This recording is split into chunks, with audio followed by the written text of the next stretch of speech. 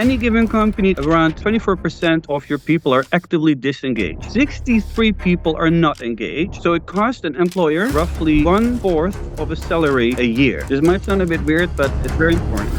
Joppe Quaedvlieg is the founder of Articula and the creator of Descriptive Communication. He works with companies facing one of the most expensive problems in the world: disengaged employees, which cost the global economy an estimated 8.6 trillion euros every year.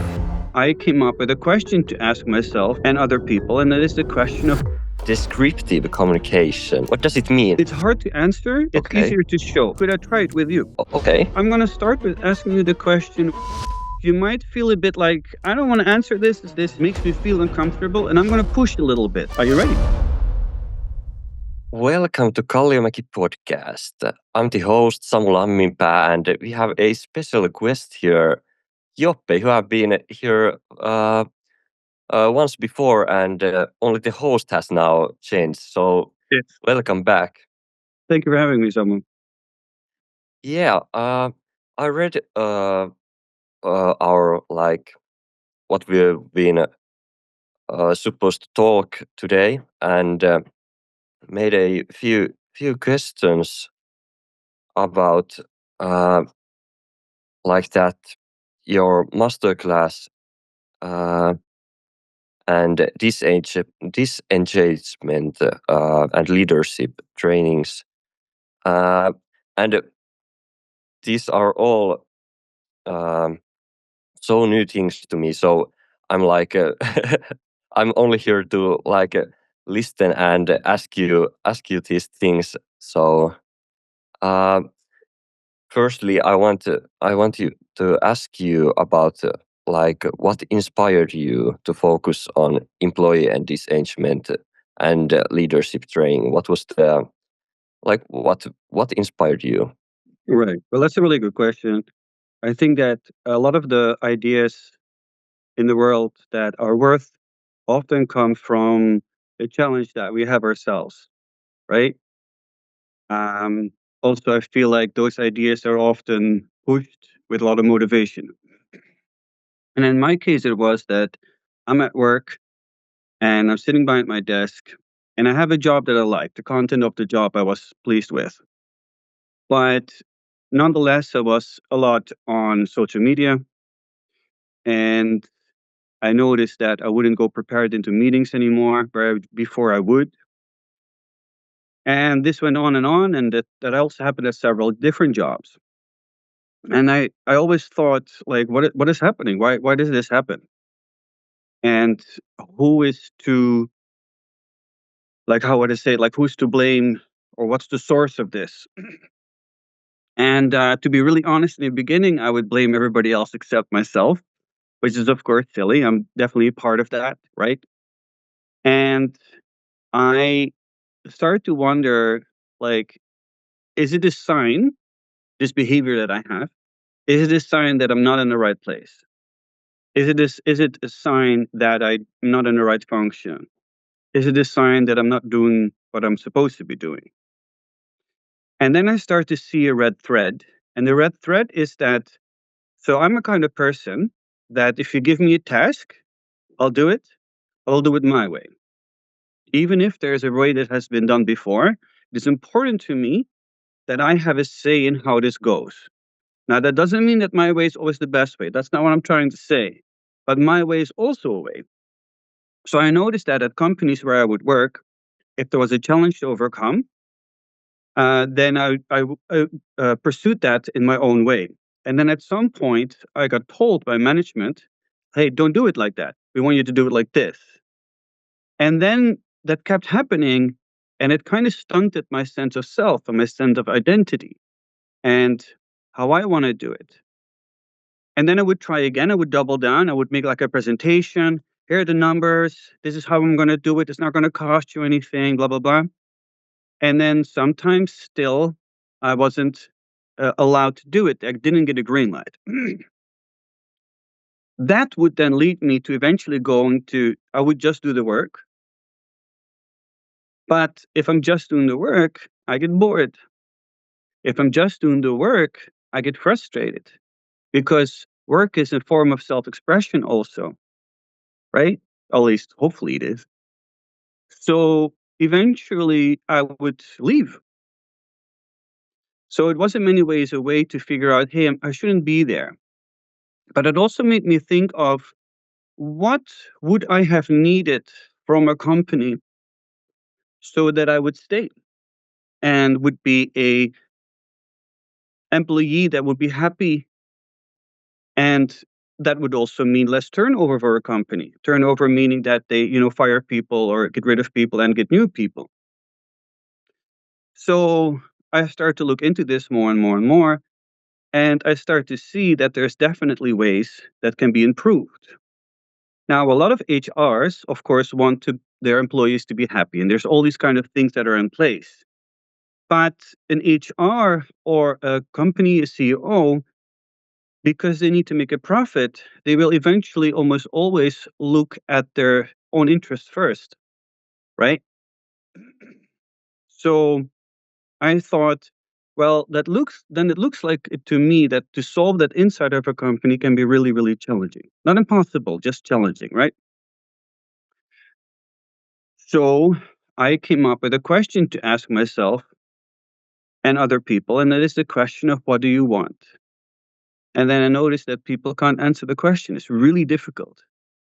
I ask them, what do you want? And they will say, I can't have what I want, or I don't have the tools that I need to get what I want, or I don't have the budget. Or they will say, I don't know what I want. So I had to repeat this question over and over again in different ways, in all kinds of different ways, until I managed to help them navigate an answer, and also including myself. So eventually, I learned that. And this pathway through conversation is called what I call descriptive communication. And with the different products that I currently have, descriptive communication is at the core of all of it. We can go a bit later into what that means exactly. But so currently, what I do is I help companies to locate disengaged employees and to re-engage them. So either they re-engage and they become part of the company again, or they realize, hey, I shouldn't be here. I'm actually needed somewhere else, or I want to be somewhere else. And both are a very positive end goal, I would say. If you're interested, I also have some numbers, but we don't have to get too technical too quickly. So Yeah, yeah, that's very interesting. And if I understood correctly, so you yourself found out that you were disengaged and all that, but the management didn't tell you anything. Was that right? well, it depends. Like Yeah, like management, of course, is very busy, right? yeah. I noticed about one thing that happens a lot is that a lot of management is caught up in work instead of Mm, actually having time to manage, right? And they want to take care of people, but if 50 people are asking them for help, that's not going to work. That's a problem, right? So I do feel that if you want your employees to be happy but also be able to take responsibility, then you need time for that. It's an investment that we make. Now you don't have to do it, and I actually think that a lot of companies, they don't make the investment per se because, well, profits are coming in, and even if turnover is happening, apparently it's not bad enough for the company to go down. But what I wonder is this: so when times are pretty good, this is not an issue. But what happens when it becomes a problem? What happens when people start leaving too many at once? So now your previous tactic doesn't work. And for that, if you want to, you can set out a strategy, and it doesn't have to be expensive. I mean, especially if we would talk about the amount of money you would save with it. In this case, I can actually go to the numbers where I have made a note here. yeah, I'll go through it pretty quickly because I don't think it's that interesting in the sense that you'll get the point. Okay, yeah. so here we go. By the way, this is from Gallup. They do a yearly worldwide research on employee disengagement. So In any given company at any given time, around 24% of your people are actively disengaged. 63 people are not engaged, and that makes that 13 people are engaged.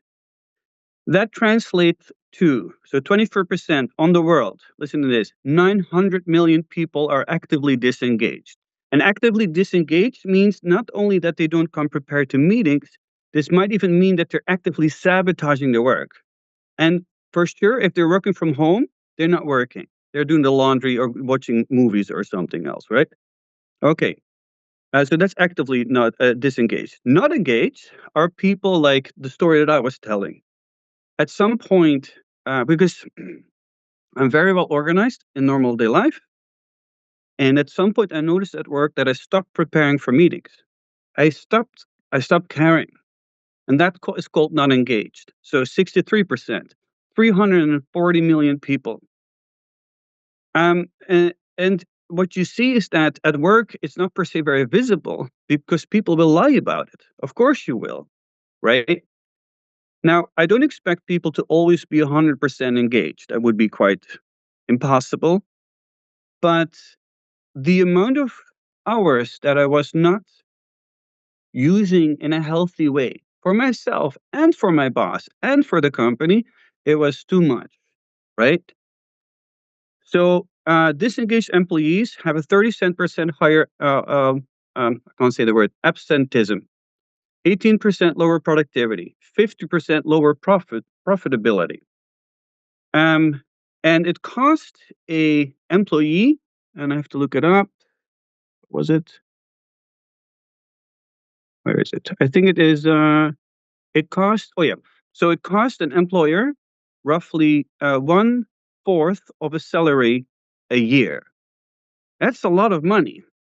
Now, if you have one employee, maybe not so much, but imagine on 1,000 employees how much money that is, right? Um, Engaged employees, those are the people that they're enthusiastic, they want to come to the office, they have a sense of purpose, meaning that they might want to build a career there. They maybe have a side gig that's related to it. They come prepared to meetings. They listen to each other. They are open to conflict in a healthy manner. They're passionate towards their tasks and projects. They're more connected to their to the other employees, their coworkers. They have a higher morale. So these people stay. Now, what's interesting to realize is that if a person is engaged, it's really important to create a culture where you facilitate that consistently, preferably, right? If you just leave them by themselves, by their own devices, well, they might start to become frustrated, right? Why is nobody mentoring me? Why don't I get a green light when I need it? And so on and so on. Disengaged employees are very difficult because do you know the term quiet quitting? Yeah, yeah, Yeah, right. Okay. So quiet quitting means that I'm at work, but I'm not doing anything. yeah. I quit, but I'm still there. I'm taking your money and I'm wasting everybody's time. Now, if you compare that with meetings, like imagine how many meetings are useless because people are not actually there. They're not fully present, and it makes it all very very useless. Yeah. So, what do you think? Like, what should the management do in that position?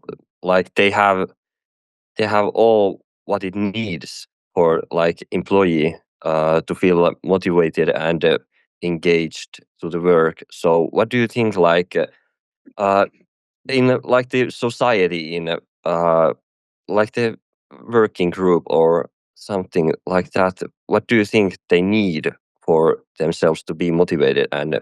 engaged?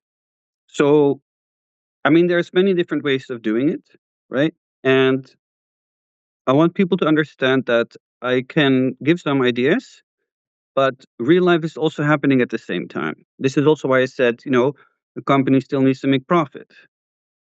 So it's a very complex challenge to solve. What can companies do? It starts To me, it starts with leadership, C-suite management, to make time for their employees. And making time means to make people feel they're part of the team, part of you, part of the company. In many ways, being part of a company is kind of like the leaders are kind of like the parents, and the employees are kind of like their offspring. Now, I don't mean it literally, and I definitely don't mean to say that employees are like children. What I mean by that is that there's a similar kind of need for roles, right? As an employee, what I need in order to do my job is I want to feel safe. I want to feel safe. I need to know where the boundaries are. And if my parent, the leader, is a uh, can be in their behavior an unhealthy parent.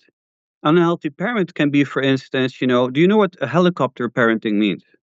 No, no, not really. Okay, so helicopter parent is a parent that's constantly on their child, making sure nothing bad happens, telling them constantly what to do.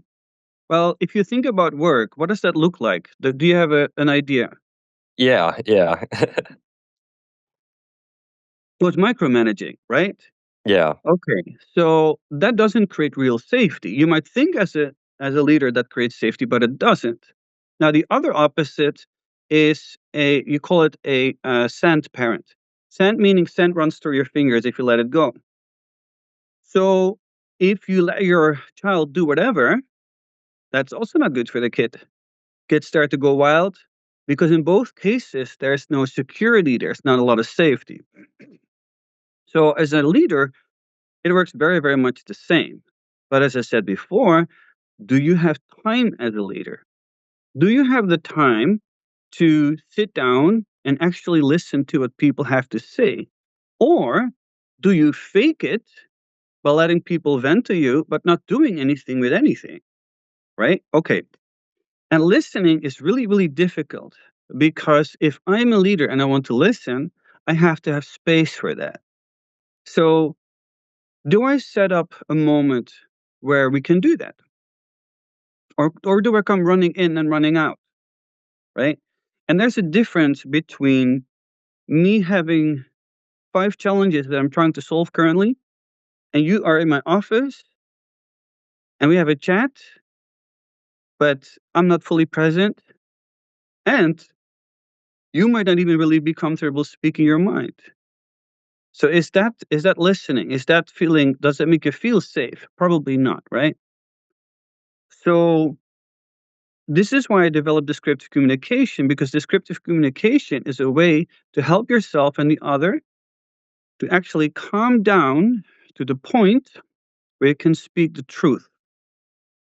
And what I mean by that is this: it happens very often that a leader, a manager, a CEO will say at a meeting, okay, everybody knows what to do. You know what to do? Yeah, okay, done, thank you, and leaves. But very often, if you're an employee, think, well, I have to say yes, because if I would say, well, actually, I need these things, then I'm a hassle, then I'm a problem, a challenge, then I'm being difficult, maybe even, right?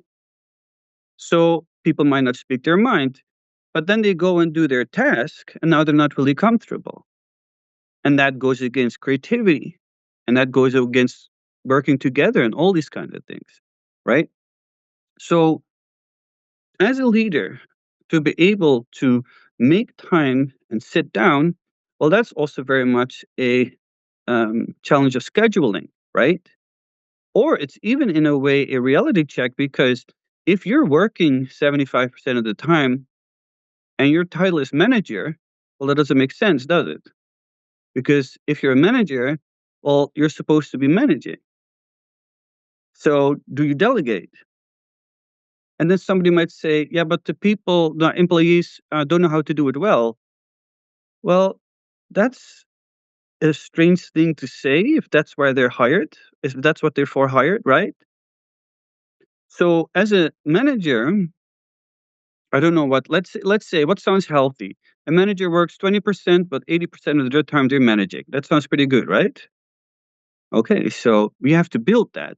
But often, in order to do that, you need to look at your company and how everything goes and the strategy, and is there a place for that? Right? Does that make sense? Yeah. Yeah. I got to think about that. How does it like? We can see that managers and like company have so much responsibility in this thing, and as you just said, like the employee, they are employed there, uh, and for like they have to be enough social and creative to make their own ways for like doing what they can and how they want it to happen, but the management has some responsibilities too. I was just thinking about like nowadays often we do like remote working and like from our home.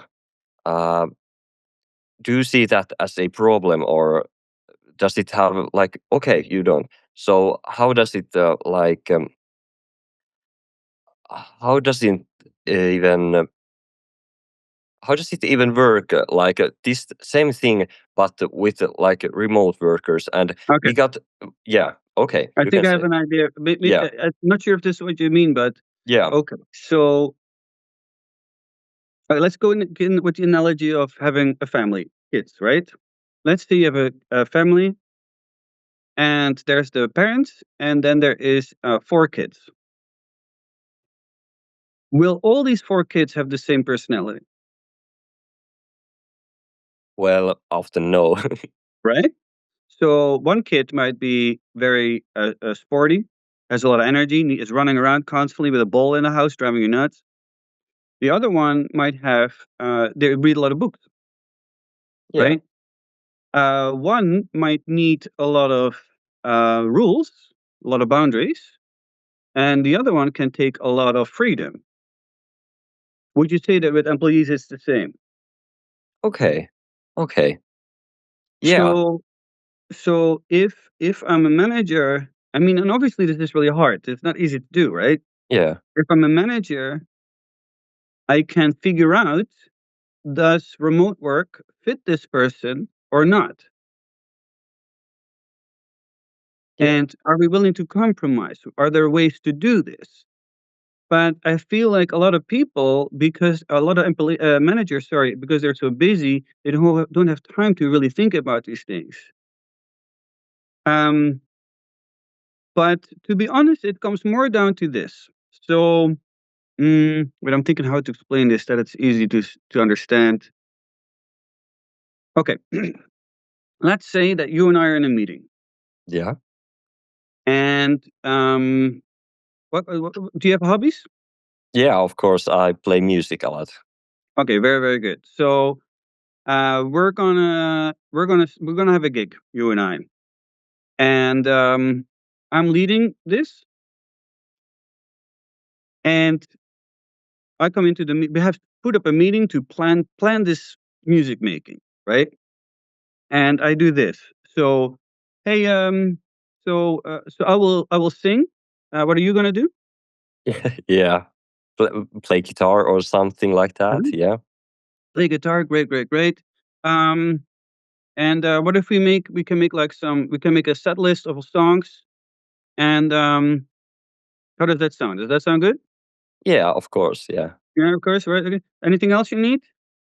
Well, I was just thinking about how the mixers are going to work like in the gig or all that thing. Yeah. Right, right, right. Can you figure that out?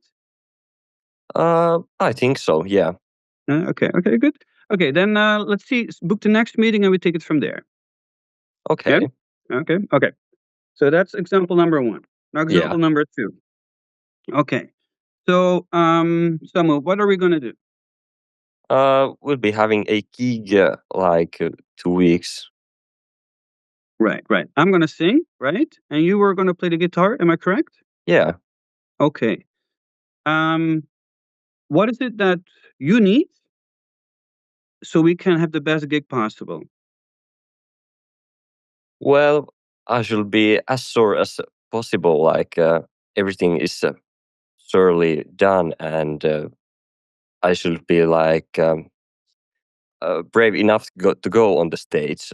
Right, right. Very good, very good. Okay. Are there any specific equipment that you're going to need in order to play? Yeah, Any tools? yeah. Like a pedal set and mm, I don't know, nothing else. Okay, pedal set, and you have access to that. Yeah, Yeah. So you bring that, right? yeah. Okay. Is there anything else that you need from me? Um, Not really, not really. No. Thank you. So you don't need any information from me. Well, if you could like handle the mixing guys and like do that work, it I get would the be mixing nice. guys. Yeah, I get Yeah, the mixing guys. You take the tools, right? yeah. Okay, very very good. Um, do we need any referrals or any connections? Do we need to contact anyone? Well, maybe the place we are going to play and all that. All that. What is all that? Place we're going to play? Yeah. Maybe the mixing guys, and we should do like the yeah, Okay, very good. Okay, so if you take the first example and the second, what's the yeah. difference?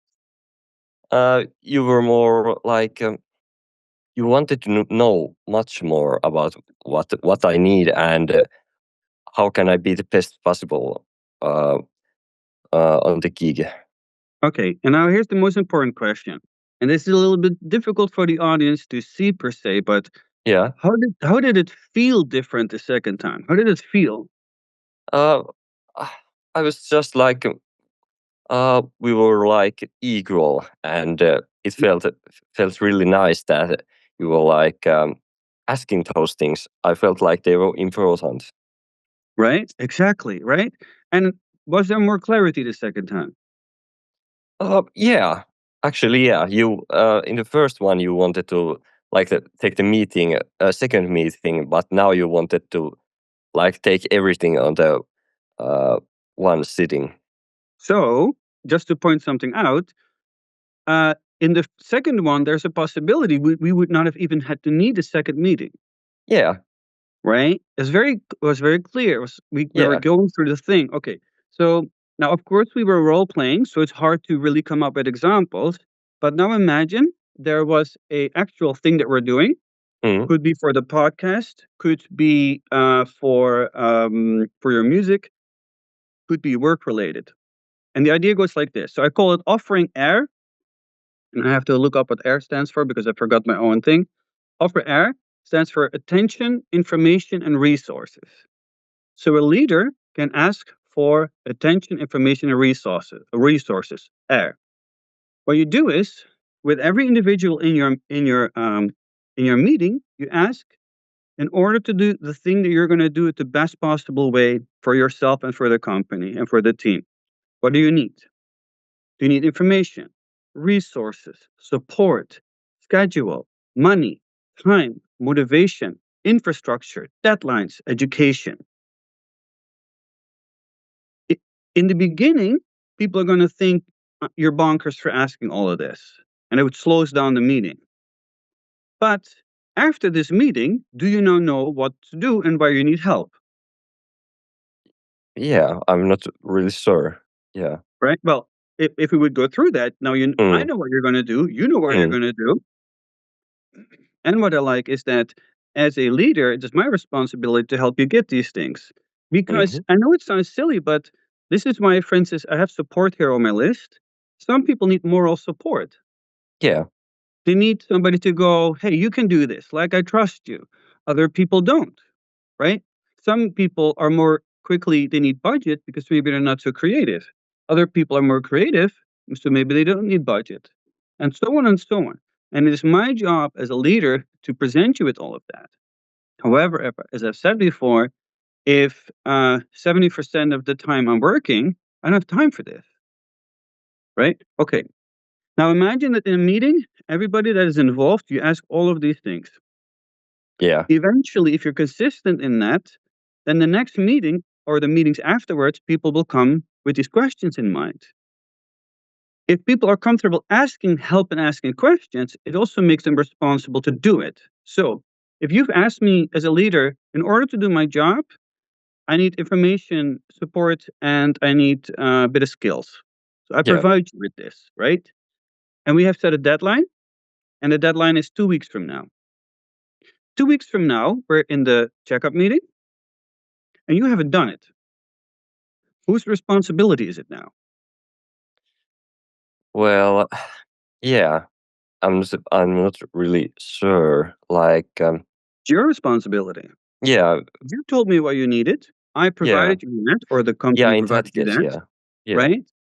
So that means that also as a leader, it makes it easier to have a conversation. Hey, what's going on?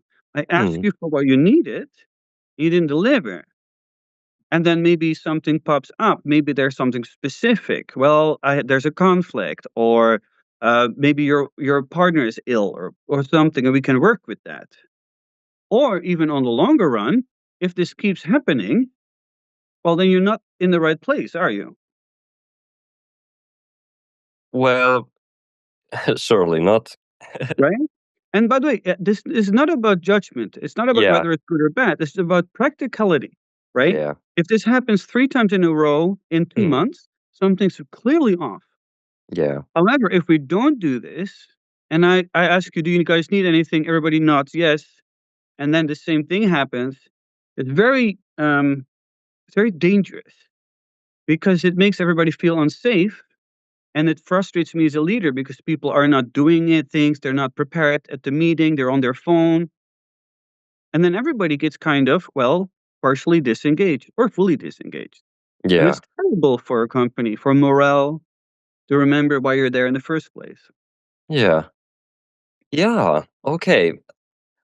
Well, um, we were doing that Threads report in our socials by Jonas, and I was just thinking, uh, we got to the numbers already by your excellent poll, um, but we got little uh, I don't know where they were what was the target group of your poll? Uh, My poll? yeah, No, it wasn't my research. So the yeah, research was done by a company called Gallup. okay, I okay, can link it actually if anybody's yeah, interested. Let me see if I can find it. I'll yeah, put that it would be in nice. the LinkedIn. Yeah, but mm, I think that was for already employed and employees targeted. But we got a lot of audience, uh, like entrepreneurs and freelance, uh, and also why not like the management groups of the companies. So we got a little different numbers from there. So if Jona could show it, we will now see it. If you want to know how ordinary Finnish people think, feel, and behave in 2025, Threads is the social media platform to find out. I'm Jonas Häkkinen, and this is my Threads report. For this podcast, we wanted to find out what ordinary Finnish people think about meetings, and particularly bad meetings. So I got on Threads and I asked Finnish people, what is the best way to guarantee a meeting feels like a complete waste of everyone's time? 20% answered it's when people are unprepared for the meeting. 8% answered it's when people are on their phones in a meeting. 57% answered it's when the agenda does not get accomplished. And 15% answered it's when cameras are off in a video meeting. The comment section was resoundingly all about the agenda as well. The worst thing that can happen seems to be when the actual thing the meeting was called for does not get accomplished. So based on this poll, Finnish people just want to get the job done and not have it drag out to the next meeting, or worse, several more meetings. But this, of course, is only the analysis of Threads report. I'm very interested to hear what you guys think about the matter. So, Joppe, there was quite a interesting numbers about like what is the point, like what would be the worst thing to happen in a meeting, and what were you thinking when you first time saw that clip? What was your, yeah, can you Well, tell I me? mean, it makes a lot of sense. It sounds very normal. I mean, when I Yeah, people tell people about my mission with the company and the tools and the products, a lot of people say, "Well, this is very necessary." It's terrible the time wasted at work. And with time wasted, I don't just mean not being productive. I just mean, like, one time I said that a lot of meetings aren't meetings; they are simulations of meetings. It's just we come together, we chat about whatever, don't really come to any conclusions. There's no no action points. Like, it's really weird to me. So, for instance, I have a good example, and it happens all the time everywhere. yeah, Somebody says we need to do this thing, and everybody goes mm-hmm, and that's it. But who and yeah, what and what do they need? Do they need? And here I go again. Do they need tools? Do they need information, resource, support, yeah. schedule, money? Like, but and then and I'm an idiot. So in a lot of meetings, I raise my hand and I go, "But who's going to do this?" But what happens then? Well, uh, you should be like getting your answers and getting your job done Well, much what better. happens is if I raise my hand and ask this question, there's a high Yeah. chance I'm going to get the work, and that's not why I Oh, asked, yeah. right? Okay. Uh, or and this has really happened that people are like, "Why are you being difficult?" Like that has happened. And there's a Oh, manager in the room. Yeah, yeah, yeah, yeah, yeah. So does that mean that next time I'm going to raise my hand and say the same thing? yeah. No, I won't do it. No, no, Right? yeah. Yeah. Right? I'm like, okay, well, better not speak up then. Yeah. So I don't feel safe anymore. And then people go, okay, like, yeah, we should have another meeting. What do you mean? We could, we could decide this here. Why are we not doing this?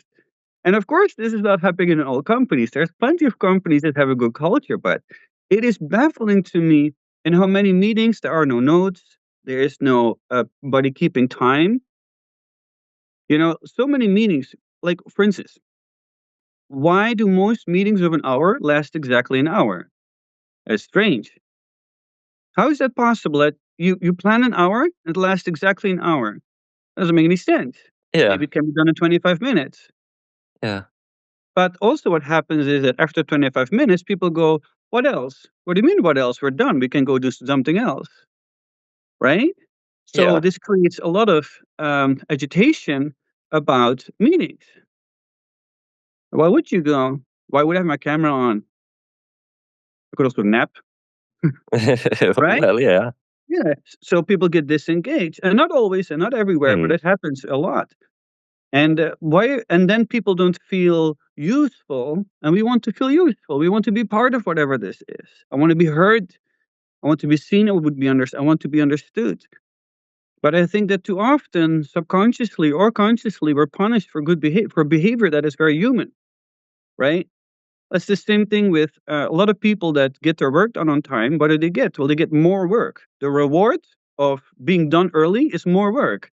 That doesn't make any sense. Yeah. Well, it makes sense, but it shouldn't be like that. Yeah. Yeah. Yeah.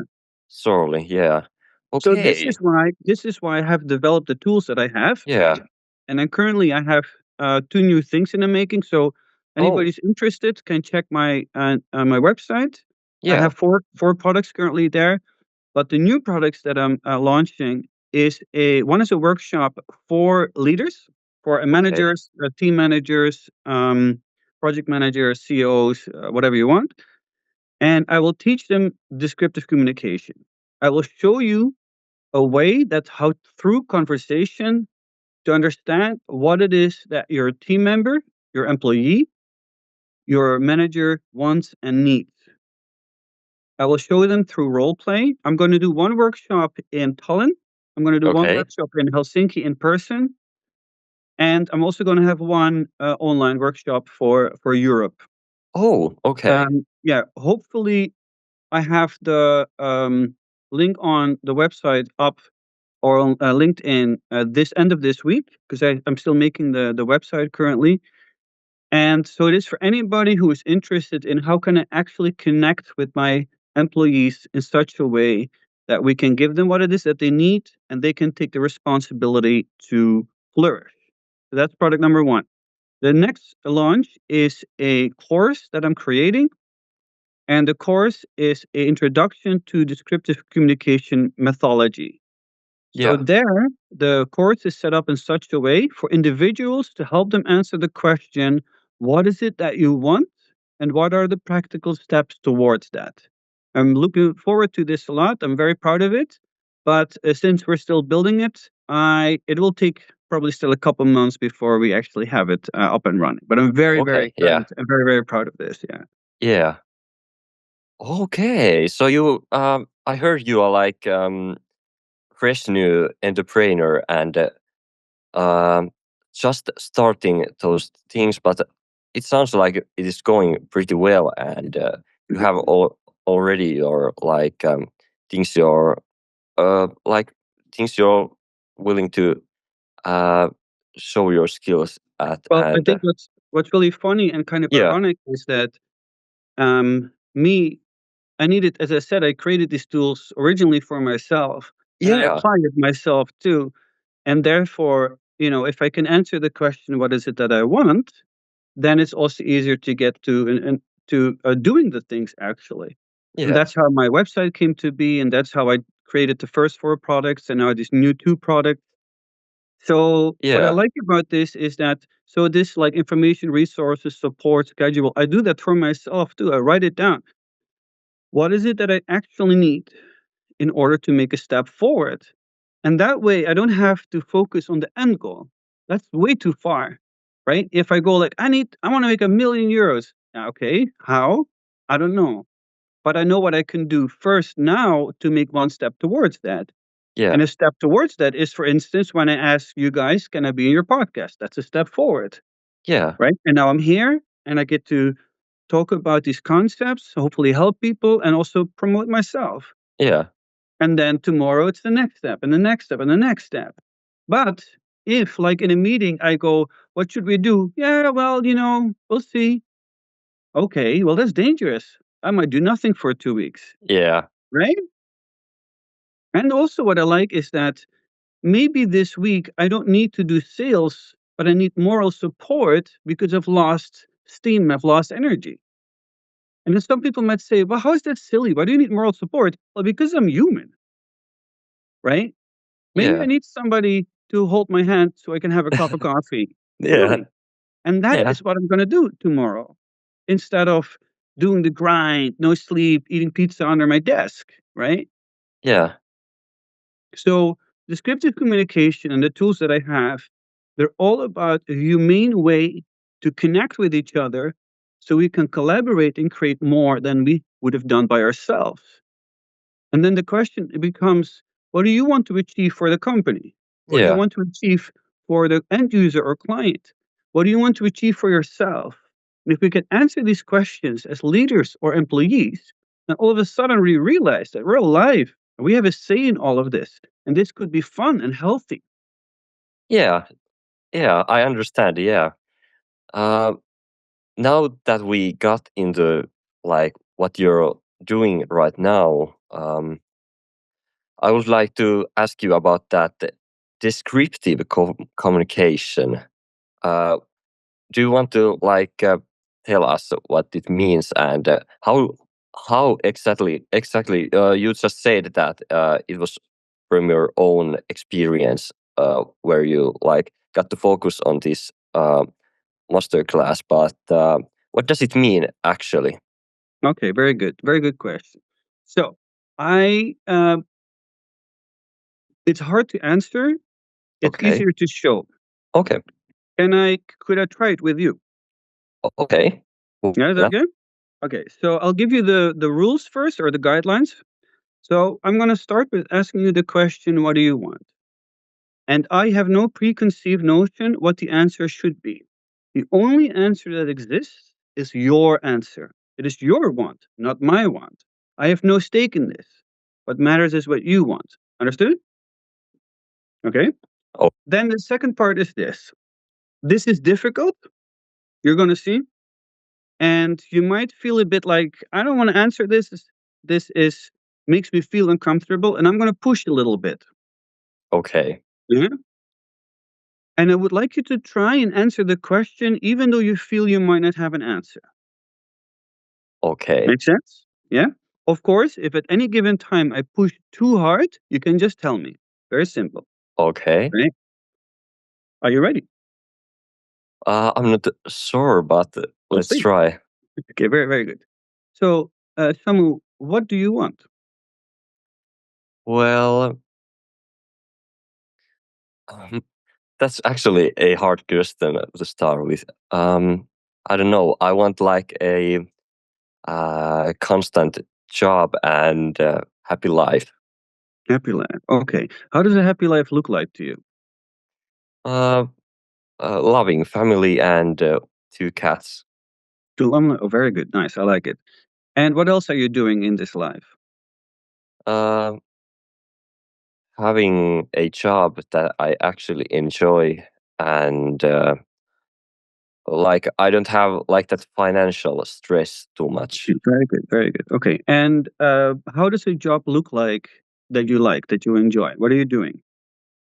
Well, something with like marketing and like social media. That would be the best. Okay, very good. Very good. Okay. And what kind of marketing or social media? Mm, I would like to help like companies like work in company and do the management in there and like get the company to grow itself. Okay, very good. Very good. Very good. Okay. So I want to show you something. When I first asked you what you wanted to do, you Yeah, said you would like a good paying job that gives you financial safety, yeah, right? But when I asked just a little bit more, you said you would like to help a company grow, yeah. right? Okay. Can you say that again? I want through marketing to help a company grow. Well, I want to help companies to make it grow. Yeah. Okay.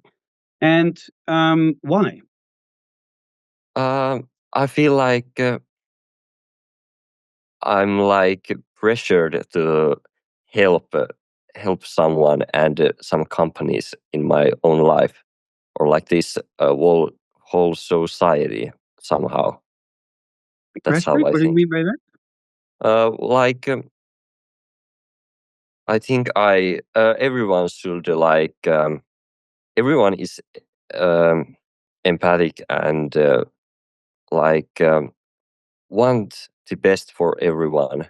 So I think I'm same in that, but I should do that as my work too. Okay.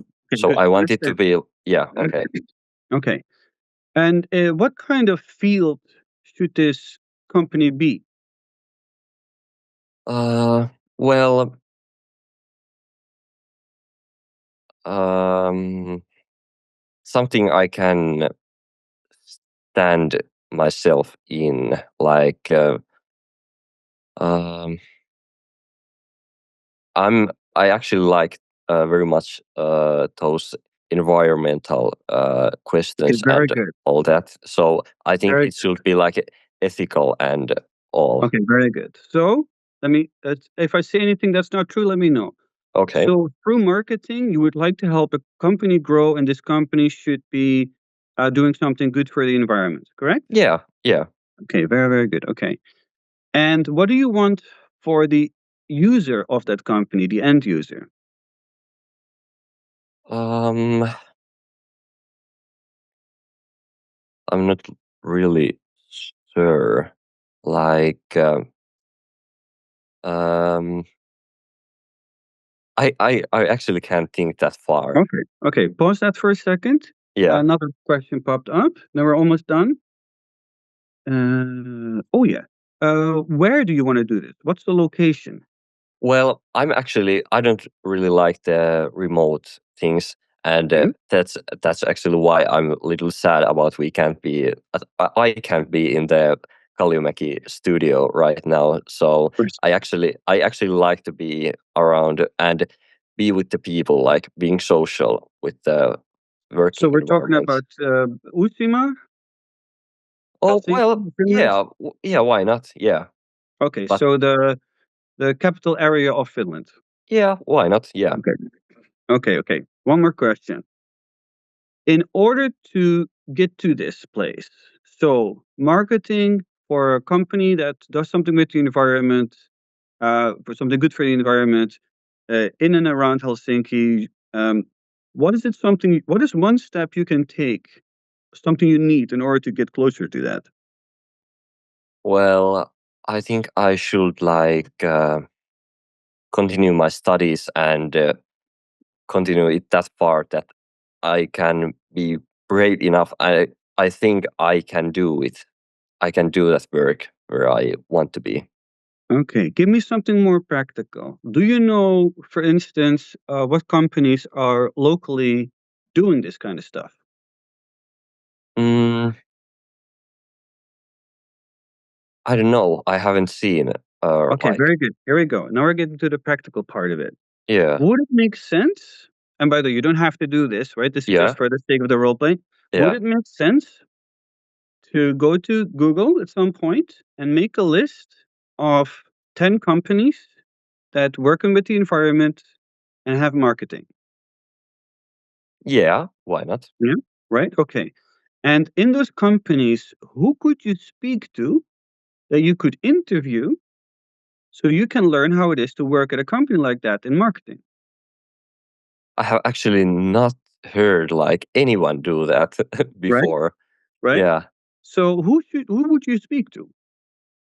Mm, I think there might be like some people who run the communications and like the Exactly. answer to Gmail and yeah, Right. Exactly. Now, if we would have a session and we yeah, would have more time, I would now go with you to a computer. We would look up a company on LinkedIn yeah. and we would find marketing people there and we would send them a message. Oh, okay. Yeah. And people want to help. Not everyone wants to help, but people want to help. Now imagine this. How long do you still have to study? Around 6 years. I'm too 6 years. young. Yeah, Woo! yeah, Okay, good. Okay, now imagine this. Imagine that 4 times a year, 4 times a year, you meet with a marketer in a company that works in around Helsinki and does do good things for the environment. And you get to interview them and just ask them how it is to yeah, work at this company. What do yeah. you need? What have you learned? You do this 4 times a year over 6 years. How many people have you spoken to? Like 36, so Okay. many. Yeah, Will you learn more about the ecosystem? yeah. Actually, yeah, Yes, exactly. Now, imagine you ask for courage. Would that give you courage? yeah. Surely, yeah, Right? There you go. By describing what it is that you want and need, a practical step forward starts to exist. Now, yeah. how does this feel?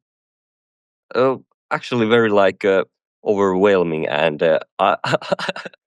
after just this, I feel like I know what I can do and what I should do to continue this path, Exactly. and I don't have like rush or anything, but I Exactly.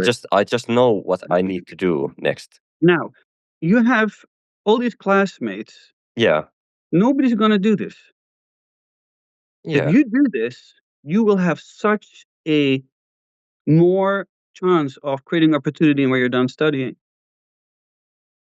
If people will know you, you might get yeah, invited to an office. You know yeah, what's going to happen, yeah, right? Simple, right? yeah, Okay, now, so what we just did, I can do that also with employees. I can do this with leaders to help them understand why you're here, what do you want to achieve for the company, for the end user, and for yourself. And all I am is a catalyst. I'm not going to tell you anything you don't know. It's not my wish, it's your wish. All I'm there for is to help you remember why you started this in the first place. yeah. that was so cool, and I feel like that gave me very much for myself, even that it was just that long. So okay, I think everyone now understands what the descriptive communications mean, and uh, I haven't heard too many people who does this same thing. So that's very cool. Like uh, we have so many self-help books and gurus and quick fix solutions. So why do you think most people still struggle with fulfillment and happiness? Because it's hard to sit down and have this conversation by yourself, Yeah, and it's hard to have it with parents or friends because people will start giving advice. People will, without even meaning, they will not per se help. They will yeah, support you, but they won't sit down and do it with you. okay, So me as a leadership consultant, as a coach, I sit with you, and the best thing is that I have no stake in this. So I have no emotional investments beside the fact that I want you to succeed. That's why it works. yeah, But we have to sit down, and it takes time and effort. Because now, for instance, just to give you the example of the list of 10 companies and finding who works there in marketing and contacting them, it's hard to do. It's easy to say, yeah, hard to do. And I have no judgment. I have no judgment. If we would meet up the next time and you hadn't done it, it's okay. Then we still do it together, right? yeah, yeah, So I think that a lot of people, what they miss is actual support because everybody's busy with life because there's children, there's the mortgage, there's the boss, there's the employee. Every all these things are happening at the same time. And to sit down with somebody who's listen, I am here for you. I'm here for you. yeah. That's different. That's a different flavor. Okay, okay, that's so cool, and I think it's like the being like a therapist for what you actually want. Like when you Well, go to, yeah, well, that's actually interesting. So it's not therapy yeah, because it's about what we're going to do now. It's yeah, not a, we're not talking about why it's difficult or where okay, it comes from. I actually have had clients that I said they had a specific problem, and I said, "Hey, I think you should actually do therapy instead of work with me." okay, Because if you're so stuck that you cannot move forward at all, that's not going to work. Obviously, you have to yeah, be in some kind of hopeful, can-do mindset.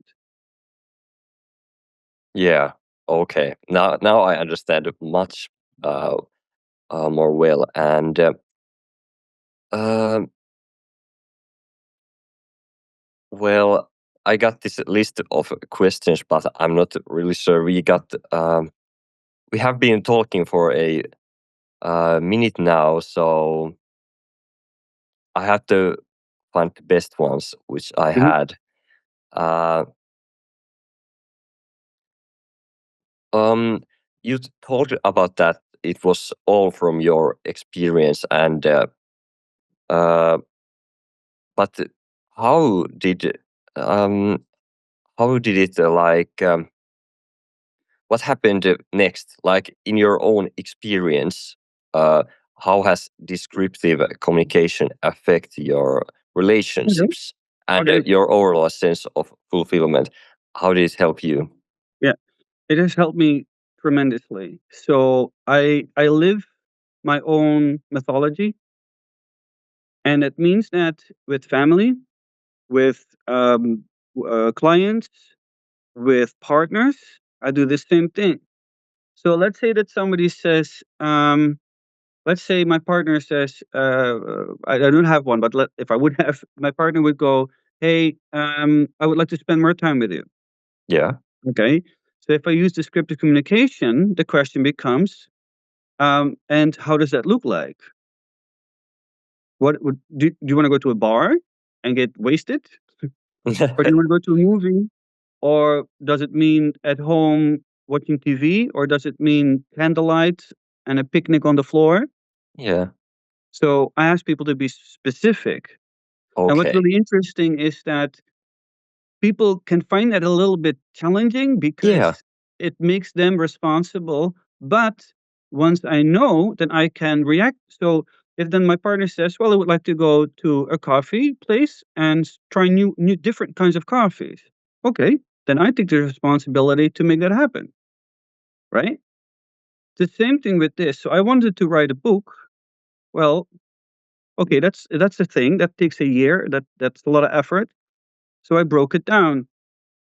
Um, for instance, I asked myself the question, how do you publish a book? And then I realized that I have multiple people in my surroundings that have written books. And I asked them to meet up and asked them, how did it go? And they told me. Yeah. And then one person said, well, I had a publisher, but the publisher didn't market my book. And then somebody else said it was really difficult to get a publisher. And then one person said, well, actually, Amazon has a what do you call it again? Publishing on demand. So you upload your book, and then if you buy one copy, they print one copy.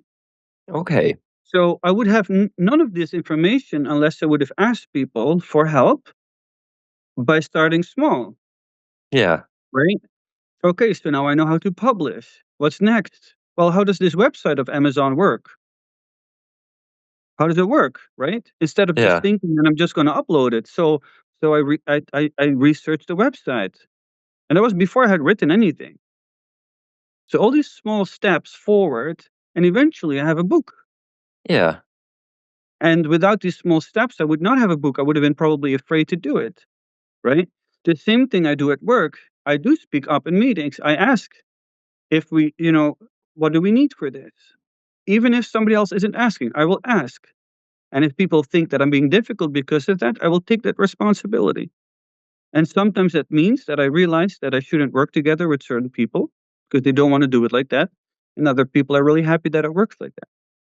So it Yeah. changed my life dramatically. I mean, I would not have a company without it. I would not have a book without it. I would not Mm. have, because I also do this event called Help Me Help You. That's a whole different thing. I would not have that. I would not be in a band. I would not paint. All these things came Yeah. from me learning that everything is a small step forward if I'm able to describe the dreams that I have. Yeah. So that leads to like people should be more curious and like should do much more like the little things. They should be even more creative with the little things. They should ask those questions and think about that. But like the most important is that often people are too lazy to do it. Well, wait a minute. That's interesting you say that. They're not Okay. lazy. We're not. I think that people are not really lazy. Yeah. We we we struggle with the idea that we should just do it. Okay. Because parents and teachers, even though they mean well, also friends, they say things like, "Just lose weight, just find a new job, just find a new job." That's really hard, right? Yeah. Just Yeah. make money, just break up. These things are all hard. That's what Yeah. I meant when I said earlier. I don't judge.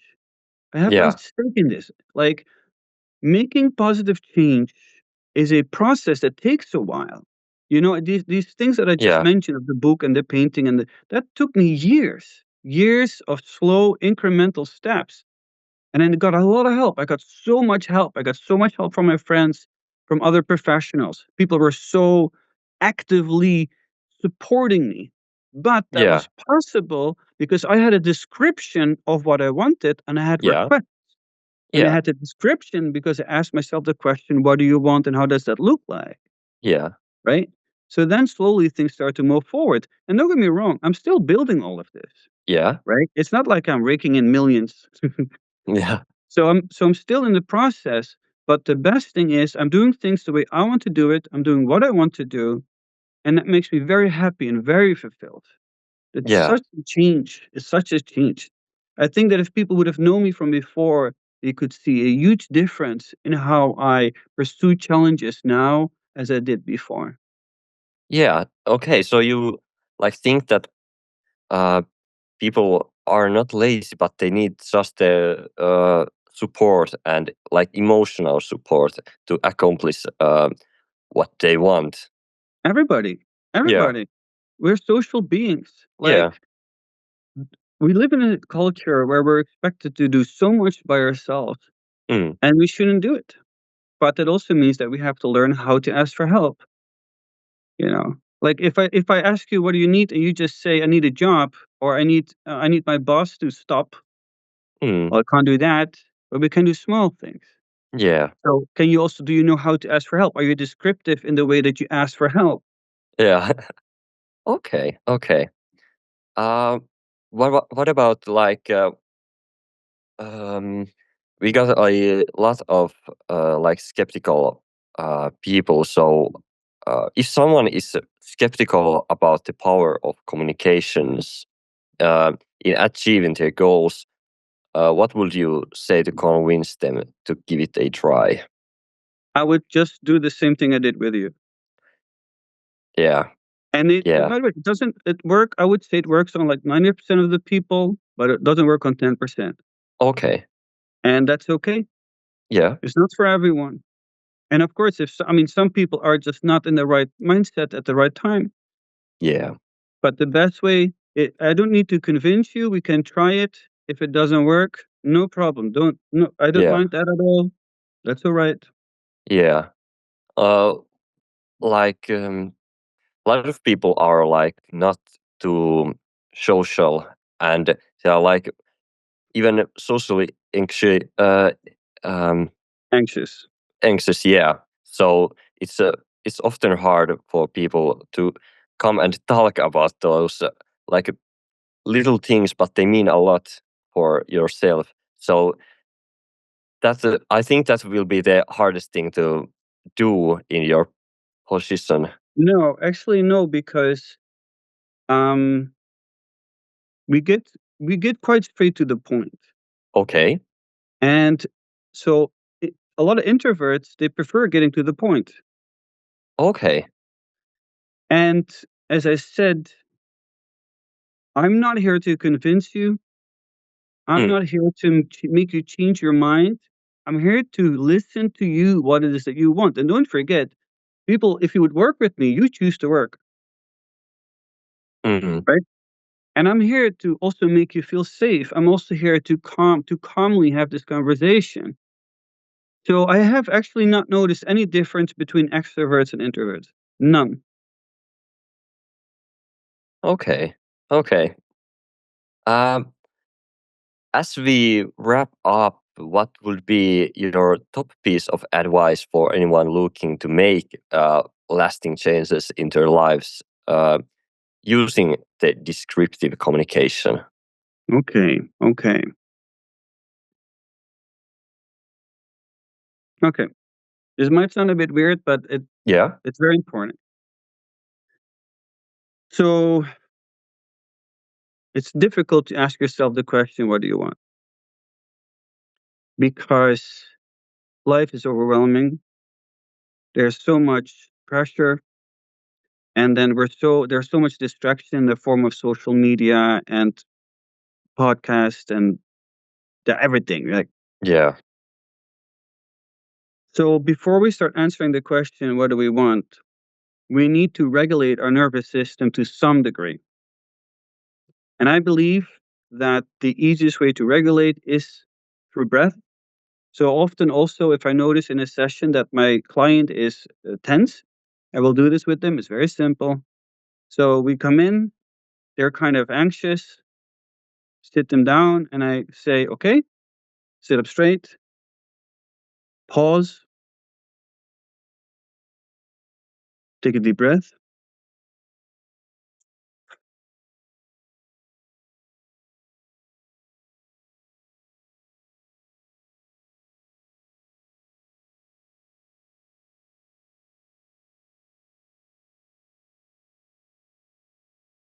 And then we start the conversation.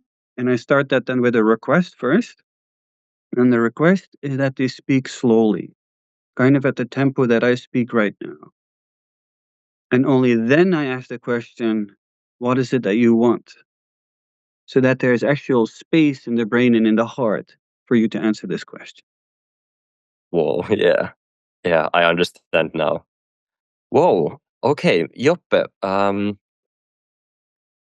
If now there's a lot of people who got interested in this topic, how can they follow you? How can they contact you if they want some advices? Yeah, so the easiest way would be to connect with me on LinkedIn. I Okay. post there regularly about this kind of stuff. Another one is my company website. I'll put it now again in the chat. Okay. You can check there, and also if you want to get into contact with me, you can do it through that. 1 second. Here's my website. Yeah, and if you have anybody has any questions, be happy to answer them. Okay. Very nice. Very nice. I'm happy we met, and we had a lot of good conversation here, and this was all new to me. So uh, I I think I asked few dumb questions and all, but it was all just for the. I now understand it more properly. Of course, of So course. so that was very nice. Um, but now I want to thank all listeners and everyone who's in the live. I heard there was people from Helsinki, Jyväskylä, and even Spain, if I saw correctly. So thank you for listening, and thank you, Joppe, for having you My here. pleasure. All right, see you guys.